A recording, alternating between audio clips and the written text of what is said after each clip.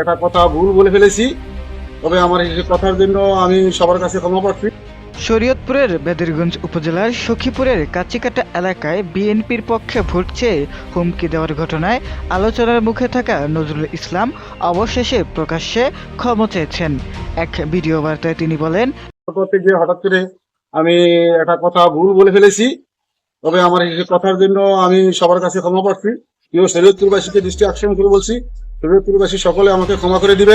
এর আগে স্থানীয় এক অনুষ্ঠানে তিনি বক্তব্য দেন যে বিএনপি ছাড়া কেউ যদি দাড়িপাল্লায় ভোট দেয় তাহলে তার খবর আছে।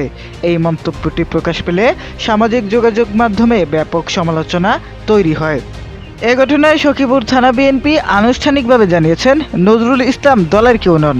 বুধবার ১৯ নভেম্বর রাতে এক সংবাদ সম্মেলনে থানা বিএনপির সদস্য সচিব মানজারুল ইসলাম সর্দার বলেন, নজরুল ইসলাম বিএনপি বা তার অঙ্গ সংগঠনের কোনো পদে নেই এবং দলের কার্যক্রমেও যুক্ত নন।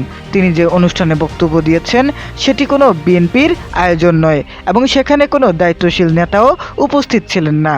তিনি আরও বলেন, নজরুল ইসলামের ব্যক্তিগত মন্তব্যকে শরীয়তপুর ২ আসনের বিএনপি মনোনীত প্রার্থী শফিকুর রহমান কিরণের সঙ্গে যুক্ত করা সম্পূর্ণ ভুল ও বিভ্রান্তিকর।